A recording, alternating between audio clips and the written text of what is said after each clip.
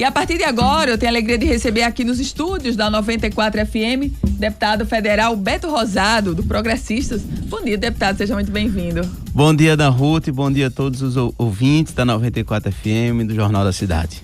Deputado Beto Rosado, eu queria começar essa entrevista com o senhor comentando, repercutindo aqueles outdoors que foram postos nas cidades, em algumas das cidades, inclusive em Natal, criticando o posicionamento de alguns integrantes da bancada do Rio Grande do Norte, inclusive do senhor, sobre a questão da reforma da Previdência. Como foi que o senhor recebeu? Foi uma iniciativa dos sindicatos bancários, né? Olha, Ana Ruth, isso é natural da política. Todos os projetos de leis enfrentam as pessoas que são a favor, enfrentam as pessoas que são contra. A reforma da Previdência, como ela mexe com muita coisa, isso mexeu com os sindicatos. Os outdoors foram colocados pelos sindicatos dos bancários. Eles se sentiram, de certa forma, um pouco prejudicados. Então, eles atuaram dessa forma, mas a reforma já mostrou a importância, a necessidade que o Brasil tinha dessa discussão, de se fazer mudanças, né? Principalmente na questão da mudança da expectativa de vida da população, que aumentou muito ao longo dos tempos, e a Previdência mexeu muito nessa parte, mudou as idades para se aposentar. Então eu fico tranquilo com relação a isso. Também tiveram os outdoors das pessoas que foram a favor, né? Os membros da sociedade, médicos, advogados, muita gente que achou que era importante, que era interessante essa discussão do tema, ficaram a favor e fizeram também os outdoors. Lá em Mossoró, minha cidade natal, tem muitos outdoors favoráveis, aplaudindo essa discussão, aplaudindo o voto favorável da bancada parlamentar.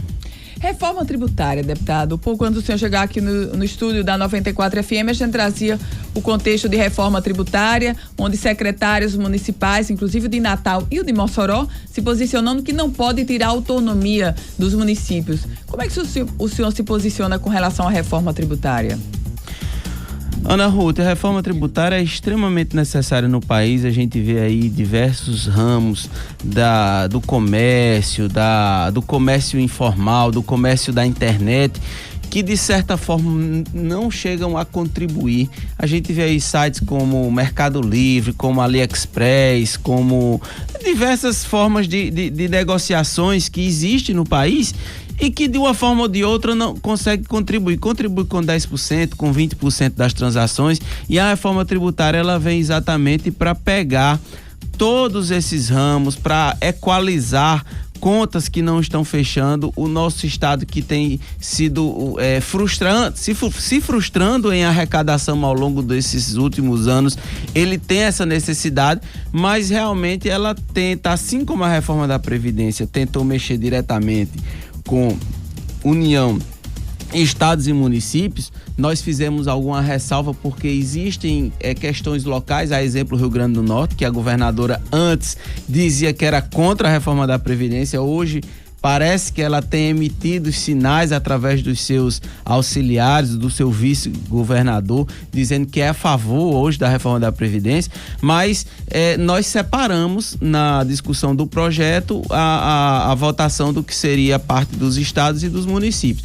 Também na reforma tributária existe essa discussão de incluir todos juntos numa mudança global, mas existe aqueles que tentam de um lado ou de outro se incluírem ou não incluírem, mas isso vai avançar de acordo com a comissão especial que está formada. Nós temos um membro nela do Rio Grande do Norte, que é o deputado federal João Maia, e isso vai obviamente sair da comissão especial uma forma mais completa do que será apreciado pelos parlamentares no plenário, e aí a gente vai ver se isso incluirá ou não os estados, como vai ser. Deputado Beto Rosado, o senhor tem focado muito o seu mandato com relação à indústria do sal. Hoje gera mais de 30 mil empregos no estado. E tivemos alguns contratempos e reveses. Como é que o senhor tem acompanhado a política do governo federal, sobretudo na indústria do sal, e essa ameaça real para os salineiros?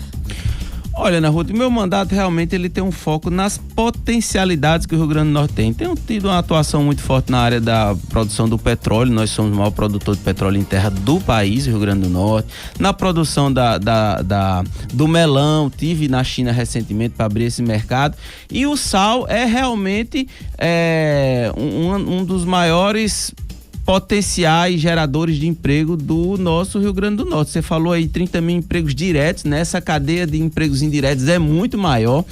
E realmente 90 mil, não é? Exatamente. E realmente o sal, ele enfrentou um problema gravíssimo com o Ministério Público, aliado ali ao IBAMA, ao IDEMA. Eles implicaram as salinas o fechamento de áreas que são as áreas mais produtivas das salinas, além de aplicações de multas praticamente impagáveis, né? Mais de 80 milhões em multas. E o que nós fizemos em Brasília foi exatamente fazer com que a União tivesse um entendimento muito justo para o sal, que é o bem de interesse social. Havendo esse entendimento, o que é que aconteceu? As salinas, que são centenárias no nosso estado, elas puderam continuar ocupando as áreas de APPs, que são áreas de proteções permanentes. Não existe, assim, cientificamente um revés para se há uma área salina hoje, transformar aquilo ali num mangue de volta ao que era 100 anos atrás.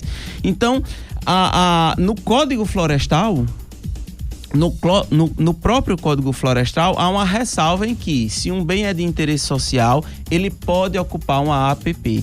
Então, o que a gente fez foi exatamente incluir a salina como bem de interesse social. Até porque a salina, você veja, é uma vacina para o bócio, né? É no sal em que está inserido o iodo, que combate a tireoide, os problemas ocasionados que geram o bócio e tudo. Então, a salina, vendo esse entendimento, ela se resguardou juridicamente a fazer as suas defesas jurídicas para não precisar fechar, acabar com esses empregos, que o Rio Grande do Norte já tem muito poucos. E aí o Ministério Público, incomodado com essa ação, recentemente entrou com um pedido para anular essa decisão da União, o que é muito ruim para o Estado. O importante é que essa discussão seja avançada, que o Ministério Público, que protege realmente a sociedade, ele possa atuar, mas que ele veja a importância e a necessidade de nós não fecharmos um setor que é de vital importância para o Rio Grande do Norte. Agora, deputado, como a gente garantir essa concorrência, esse nosso mercado com o sal do Chile? É uma concorrência desleal, o senhor bem sabe disso, né? Olha, Ana Ruth, a questão do sal do Chile é a seguinte: o sal do Chile é um sal um pouco diferente do sal marinho, né? Porque é um sal gema, é um sal de mina, um sal que está lá há milhões de anos. Existia um processo de dumping no Chile, existe, né? Porque o dono da empresa que faz a extração do sal é o dono da empresa de logística interna, dona dos portos, dona dos navios, e esse sal, por um certo período, ele entrou no Brasil a um preço muito barato, tentando destruir a indústria local. Inclusive, eles têm salinas já de sócios majoritários chilenos, né, da KIS. E o que é que acontece? O Brasil, para se proteger, ele criou um antidumping, que é uma proteção de mercado, um tabelamento de preço mínimo. Olha, só pode ser vender esse tipo de mercadoria. Inclusive, é bom ressaltar que isso representa só 3% da venda. Por quê? Porque o sal que nós estamos falando é um sal para a indústria química. É um sal que representa em torno de 800 mil toneladas num universo de 6 milhões de toneladas. O sal do Chile só serve para a indústria química, deputado? O sal do Chile só serve para a indústria química. Empresas de confecção, de jeans, essas indústrias que estão usando esse tipo de sal. Isso é em torno de 6%. Uma empresa apenas no Brasil que produz, nacional, detém quase 100% dessa venda, que é a Salinor. Quando o governo, o Mercosul, com o novo governo, começou a ganhar novos ares, né? E essa discussão se ampliou muito a respeito do livre mercado. O governo, já no governo Michel Temer, é importante se diga, essa medida terminou em 2017, no final de 2017. Eu estive à frente disso junto com toda a bancada federal. Na época, o ministro Eliseu Padilha era o presidente do CAMEX, que é o conselho que fiscaliza se continua ou não essas leis. Eu participei ativamente, conseguimos ainda aditivar mais 6 meses dessa lei antidumping, mas aí a própria indústria local, negociando e conversando com o governo federal, ela decidiu que poderia haver essa abertura de mercado, o fim dessa lei, com o monitoramento por parte das autoridades locais. Então, existe um grupo formado, está lá escrito no documento, que se houver uma mudança de preços drástica, já praticando dumping, o governo entrará em ação e vai taxar esse preço para não haver uma quebra da indústria local. Então, isso está sendo monitorado pelo governo federal. Eu tenho conversado ativamente com a indústria nacional, diga-se de passagem, como eu disse, 100% desse sal já é a própria empresa Salinó. Salinó, ela produz metade do sal brasileiro. Em torno Salinó aqui em Mossoró. A Salinó, que ela tem uma parte em Macau, outra parte em Mossoró. Ela tem salina em Mossoró e salina em Macau. E Areia Branca, né? Então, ela produz 3 milhões de toneladas de sal. Isso significa 50% da produção de sal do país, que nossa indústria local produz 97% desse sal em Mossoró, na região do Rio Grande do Norte. Então, isso significa que eles estão cientes do que está acontecendo, estão monitorando, e se houver alguma mudança que impacte negativamente a indústria local, o governo, a União, está pronta para fazer as medidas protetivas locais. Deputado Beto Rosado, reforma política, a gente se aproxima aí daquela fase que vai faltar um ano para a eleição e, portanto, é a data limite da reforma política. O senhor acredita em mudanças, por exemplo, como a retomada das coligações ou, de repente, a prorrogação de mandato, como os prefeitos e vereadores querem, deputado? Há clima no Congresso Nacional para isso? Ana Ruth, eu tenho, inclusive, dados aqui de uma conta que eu fiz, se as atuais modificações da reforma política estivessem em vigor na eleição anterior, como seria a bancada que nós teríamos, né? E iria mudar muito. A mudança que o governo propôs, que é o fim das coligações, sem o distritão, que são os mais votados, isso ocasiona uma dificuldade muito grande para os partidos terem nominatas que dê embasamento para a eleição de representantes nos cargos. Então, eu acredito que as eleições não melhoram dessa forma, não melhoram. A gente precisa, seria o mais interessante hoje, se você conversa com a classe política, ela diz, olha, o caminho melhor seria o distritão. Distritão que são os mais votados para encherem as cadeiras. Do jeito que está, cada partido vai ter que ter uma grande nominata para poder conseguir o coeficiente, apesar do que houve uma mudança que foi o fim do coeficiente para atingir o número de vagas, né? Por exemplo, se na Câmara Federal, vou citar, que é uma conta que eu faço com mais velocidade, o coeficiente foi em torno de 200 mil votos. Antigamente, se uma coligação ou um partido não atingisse 200 mil votos, ele não elegia ninguém. Começava a contar a partir de 200 mil votos. Hoje não. Hoje, com as sobras, com 150 mil votos, você já tem chance de eleição. Então, houve essa mudança favorável, você eleger só com as sobras. Porém, atingir esse nível perto das sobras, perto do coeficiente, já é uma tarefa muito difícil. Então, acredito que para facilitar, eu particularmente, Ana Ruth, eu fui um defensor na reforma política do distrital. Distrital era separar o estado por distritos ou até o próprio município em distritos, e nós elegemos de forma majoritária os representantes de cada distrito. Porém, esse voto não é um voto bem aceito pela Câmara Federal. Eu cito aqui, quando eu comecei a conversar sobre isso, o próprio deputado federal Jair Bolsonaro, na época era do Progressista, ele foi extremamente contra, porque ele tem um voto muito pulverizado, um voto em muitas regiões, então ele ficou drasticamente contra. E eu, como eu me sinto um representante do interior do Oeste, achava que até tinha um certo facilitador na eleição se eu fosse um representante do Distrito do Oeste. Aí eu defendi essa vontade minha, que seria distrital, que distrital ele é o voto que é empregado nos Estados Unidos, ele é o voto que é empregado na Inglaterra, nas democracias mais maduras que nós temos, mais antigas. Porém, fui voto vencido e o distritão seria um melhor caminho. Mas com essa mudança, infelizmente, nós ficamos com o fim das coligações, não pode mais se coligar partidos, nós temos que fazer, por exemplo, vereadores para se eleger em Natal, tem que fazer todo mundo, botar muitos candidatos fortes em um partido só para começar a eleger um, né? Então essa mudança não é boa, eu conversando com juristas lá em Brasília, pessoas do Tribunal Superior Eleitoral, eles me disseram que é muito difícil haver uma mudança a essa altura do campeonato. Eu infelizmente acho que não é benéfico para o país o modelo que está proposto hoje. Acho que se a gente for enfrentar uma campanha dessa forma, poderemos ter uma mudança na próxima eleição. Deputado Beto Rosado, indicações para os cargos federais do Rio Grande do Norte. A bancada ainda não decolou, não é a bancada de apoio ao presidente Bolsonaro. Ana Ruth, a bancada ela realmente não teve indicações nenhuma, pelo contrário, as indicações que nós tínhamos foram todas tiradas, né?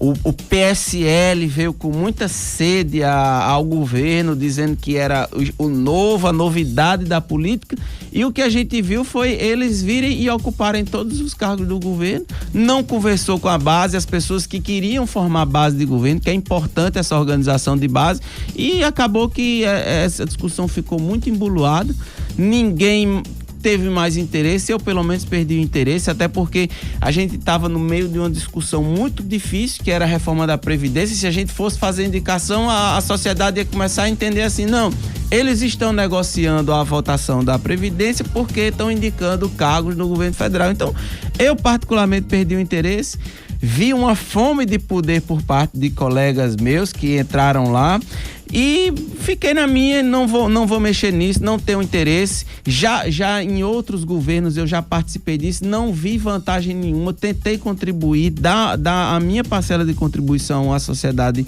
norte-riograndense com indicações.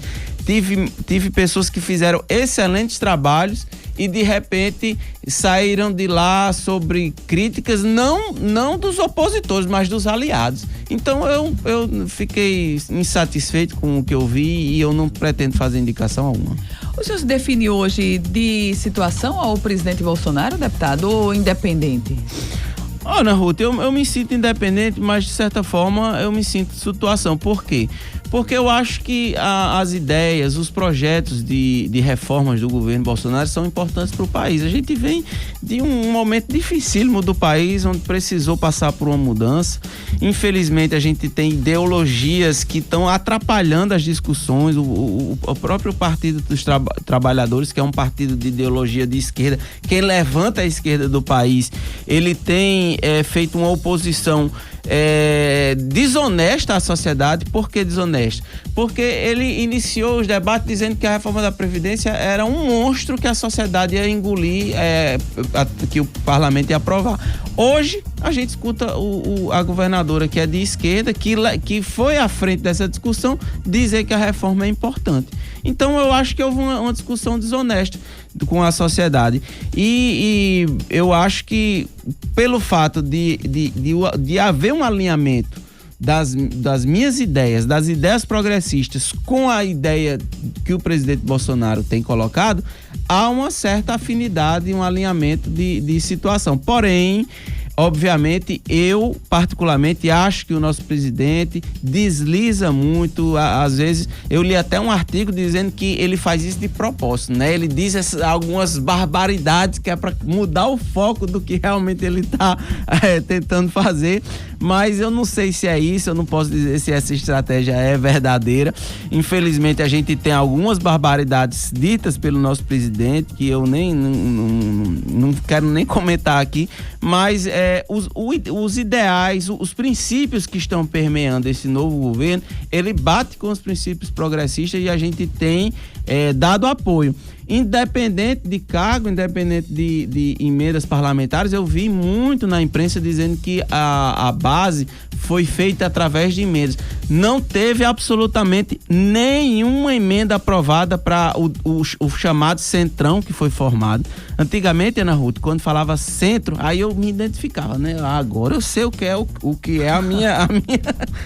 meu ideal. Eu não sou direita e eu nem sou esquerda, eu sou centro. Aí a sociedade foi pra rua, colocada, né, pelo Bolsonaro, dizendo que o centro era ruim, mas o centro foi quem salvou tudo isso, quem salvou a reforma de Previdência, quem estigmatizou o Centrão, estigmatizou, né, o Centrão, infelizmente. E eu me sinto centro e sou muito feliz. Agora, em determinado momento, ele foi estigmatizado, mas eu acho que já até passou essa fase. Tomara que tenha passado. Mas é isso, eu fico... eu estou satisfeito com o que o novo governo tem feito, que tem preparado a base, o alicerce para um novo Brasil, e a gente tá caminhando para um futuro melhor. Deputado Beto Rosado, política eleitoral 2020. O principal colégio eleitoral hoje do senhor é a cidade de Mossoró, da prefeita Rosalba Ciarline.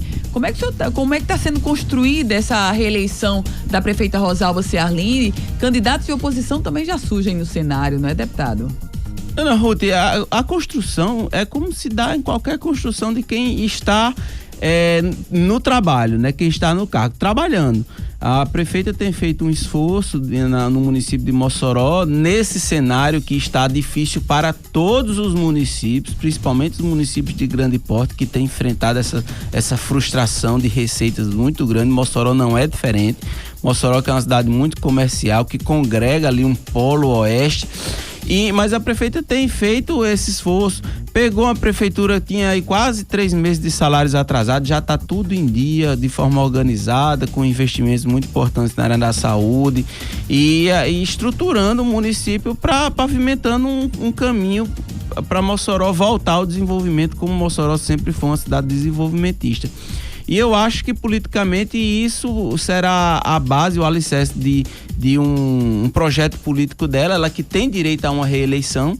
Ela pode ser pela 5ª vez candidata a prefeita, 5ª vez, quatro vezes candidata, 4 vezes vitoriosa já, é uma prefeita progressista, né? E eu tenho esse sonho que Mossoró vá de novo entender o esforço e o trabalho que foi desenvolvido. Obviamente, a oposição se forma, né, como todas as vezes. Hoje Mossoró tem 2 deputados estaduais. Eu acho que eles talvez sejam a base da oposição, né, porque tem um cargo de destaque no cenário estadual. E vamos ver o que é que vai vir no futuro, né? Se vai haver aliança dele, se não houver aliança, fica muito fácil para Rosalba. Se houver aliança, aí Rosalba vai para a luta e mostrar a força do voto mais uma vez. Deputado federal Beto Rosado, do Progressistas, deputado, alegria recebê-lo aqui. Muito obrigada. Obrigado, Ana Ruth. Sempre bom aqui usar da sua audiência magnífica, o seu público que está aqui antenado na política, e fico feliz de participar mais uma vez do seu programa. Muito obrigado pela oportunidade.